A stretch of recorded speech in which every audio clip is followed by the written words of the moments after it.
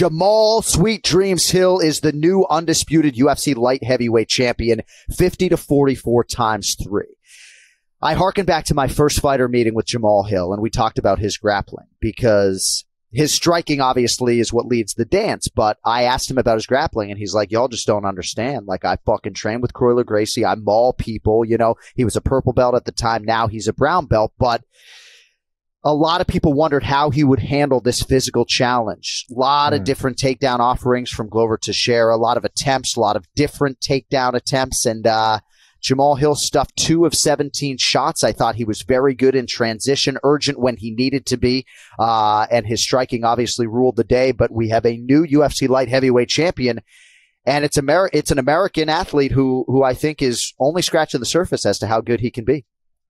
I agree. I think there's so much potential in that young man. I think, you know, he was certainly vulnerable at times, you know, getting mounted against Glover and stuff like that. But again, it's how you deal with it after you're in that position. And he showed that he does know how to escape against a guy who has the credentials and Brazilian Jiu-Jitsu black belt of Glover Teixeira. Now, I think he might be in trouble against a guy who is a wrestler, who is solely focused on keeping him on his back. That will be interesting to see.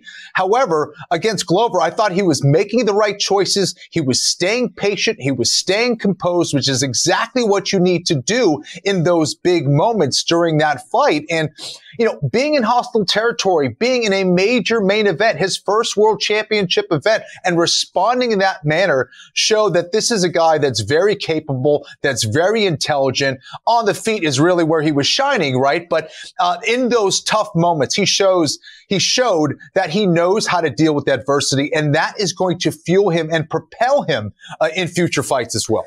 He did not have anything that resembled a full training camp for this fight, and I think that's another feather in his cap. You know, he did put down the backwoods about 4 months out, right? But I do think it stands to reason that now he's going to elevate things in terms of his cardiovascular base and all of his other skills. You might have heard us reference sort of energy systems on the broadcast, right?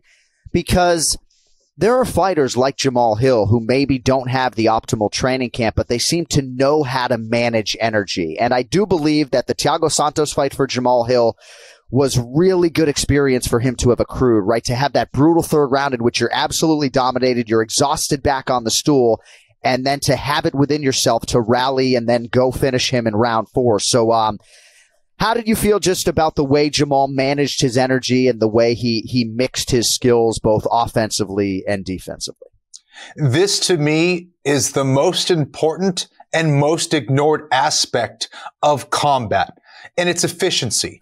How you manage your efficiency, how well you can execute with just a little bit. While everyone's winging huge punches and trying to do this and do that, being an effective martial artist really comes down to efficiency and managing that energy bar, that fixed energy bar that you have for that fight. This was a 5-round fight, a 25-minute battle. And the way that Jamahal can stay composed, talk his heart rate down, and be efficient and effective with his strikes shows a lot. You know, you see a lot of guys start hot first 2-3 minutes or first 2-3 rounds, and they got nothing in rounds 4 and 5. Jamahal needed every single minute of every single round to win that fight against Glover Teixeira, because Glover was rallying somehow at 43 years old, rallying in that round, in that 5th round to try to get a finish. Just amazed by his heart and the kind of warrior he is. And if Jamahal wasn't efficient, if he wasn't composed, if he didn't know how to manage energy, a less mature fighter, a less skilled fighter. I won't even say that. You could be really skilled, but not be able to do that and lose that fight. Yeah. I think that, to me, is what stands out about Jamahal Hill.